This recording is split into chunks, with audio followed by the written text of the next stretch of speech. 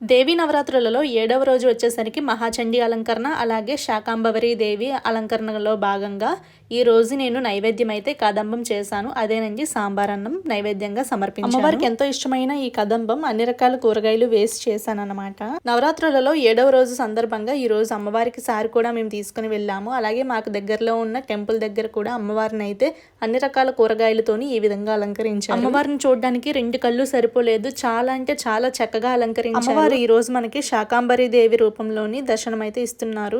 ఈ వీడియో మీకు ఎలా అనిపించిందో కామెంట్ చేసి చెప్పండి. By by.